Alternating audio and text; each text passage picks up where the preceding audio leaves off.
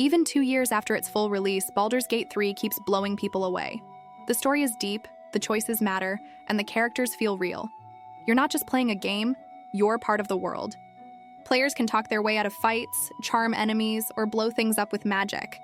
Every playthrough feels different. That's rare, even in big-budget games. Larian Studios built something that still holds up against anything new this year. The game runs well and still look great.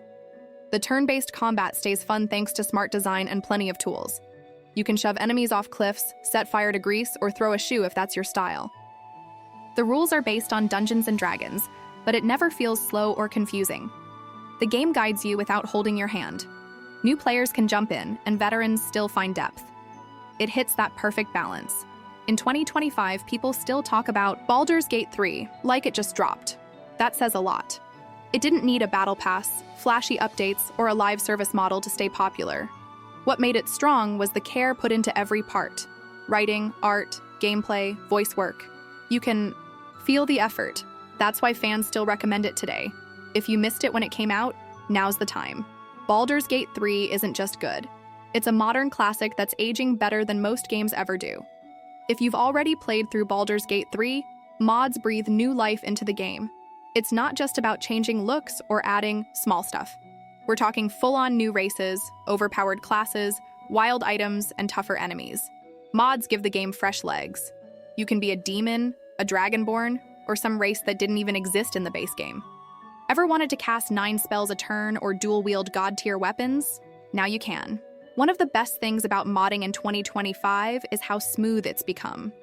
Tools like BG3 Mod Manager make everything simple. You can load in enemy packs that change almost every fight. Now, goblins don't just poke you with sticks. They cast high-level spells and force you to think fast. Some mods even change boss fights or add new ones.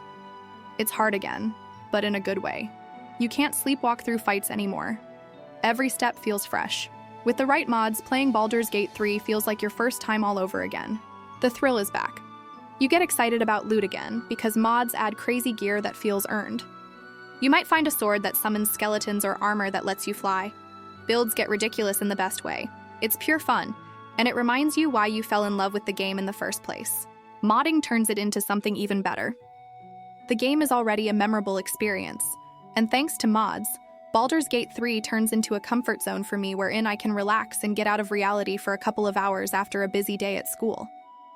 I'm not usually a fan of turn-based, point-and-click games. That style just never grabbed me. That's honestly why I skipped Baldur's Gate 3 when it first came out.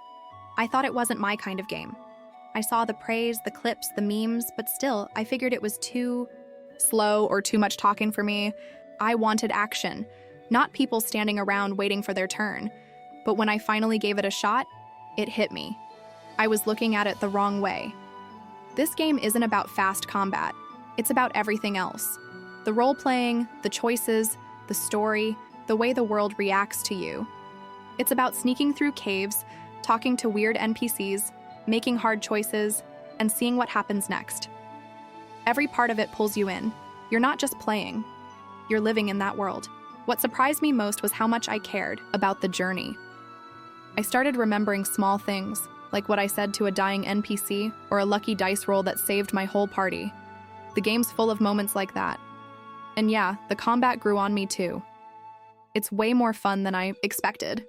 But it's the role-playing, the freedom, the I can't believe that just happened moments that made me fall in love with it. Baldur's Gate 3 doesn't even feel like a game half the time. It feels like a full-on movie. And not just any movie. I'm talking Lord of the Rings level epic. You've got the fantasy world, the dramatic story, the emotional scenes, and the wild action. But the best part? You're in control. You're not just watching a hero save the day, you are the hero. Every scene feels like something out of a big-budget film, only you get to decide how it plays out. A huge reason it hits that level is the acting. Every single character feels real. You can tell these actors didn't just show up to read lines, they became these people. This is what happens when actors actually get paid well, and the studio knows how to hire the right talent. You feel every word, every pause, every joke, every breakdown. It's not rushed or fake like in some other games. It's polished, emotional, and powerful. Astarion's voice actor, for example, absolutely nails it. He steals the scene almost every time he talks. One moment that stuck with me was when we were in this old temple and everything was going wrong. Big explosion, near death, chaos everywhere. And Asterion just complains about dying in such an awful place like it's ruining his day. I had to pause the game because I was laughing so hard. But that's what makes it great. These characters feel human. Even when they're vampires or wizards or whatever. You remember them, you care about them, and that's something most games never pull off. And did I mention how good Larian Studios in introducing villains in this game? The first time you meet General Ketheric Thorm in Baldur's Gate 3, it hits hard.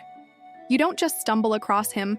The game builds him up long before you even see his face. People speak his name with fear. His presence is everywhere in the shadow-cursed lands. His soldiers worship him, and his enemies hide from him. By the time you meet him, you already feel the weight of who he is.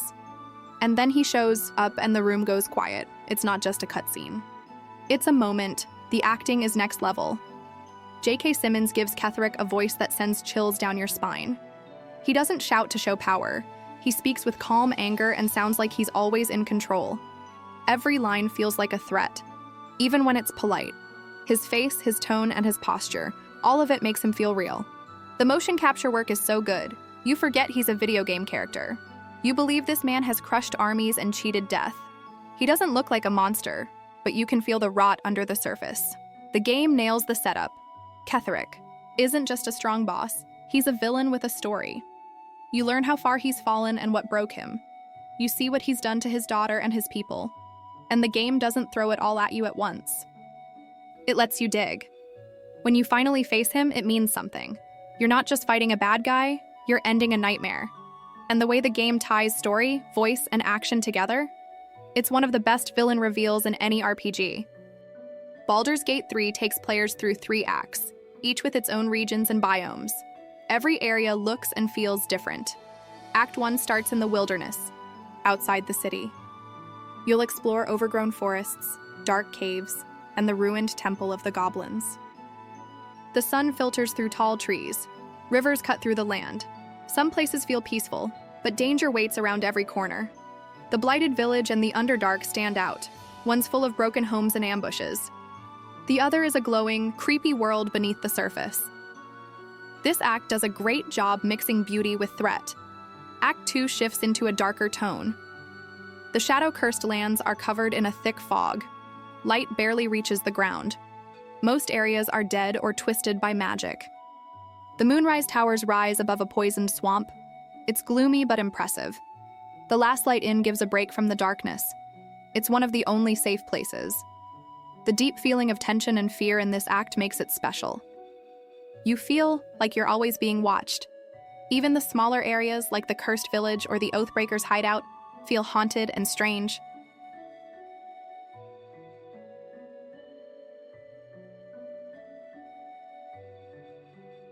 Act 3 drops you into the city of Baldur's Gate. It's packed with life, color, and danger. Every corner feels alive. There are markets, mansions, sewers, and shady back alleys. You can talk to nobles, thieves, and people just trying to survive. The city feels huge and full of things to do. The lower city is full of crime and grime, while the upper city is rich and polished. The final battles take you through wild places like the Morphic Pool and the Brains Domain. Each area in this act feels like the end of a long road. Together, all 3 acts offer amazing variety. Forests, swamps, cities, and nightmare zones. All of them are fun to explore and full of surprises. The main story in Baldur's Gate 3 is strong from start to finish. It starts with a strange threat inside your head and builds into something much bigger. You'll face hard choices early on. Some moments seem small, but lead to big events later. The story pulls you in with mystery, danger, and the feeling that you're always being tested. Big scenes hit hard, you'll see betrayal, loss, and power struggles. But the game lets you choose how it all plays out. By the end, your decisions really shape the world around you. It's a long journey that stays exciting the whole time. Each companion has a deep personal story. They're not just there for combat or jokes. You'll learn their fears, regrets, and goals. Some stories feel sad. Others are about revenge, faith, or trying to change. You can push them toward good or bad paths, or just let them figure things out on their own. What makes these stories great is how they blend into your own. They don't feel like side missions, they grow with the main plot. Whether it's a noble warrior or a shady wizard, every character has something important going on. The Dark Urge is one of the most unique origin stories. You play a character with no memory and strange thoughts. As you go through the game, you uncover more about who you are. And it's not pretty. The story pulls you into something dark, but you're not stuck on that path. You can fight it or give in. It's one of the best ways to feel like your choices really matter. The Dark Urge shows how personal and bold this game can get.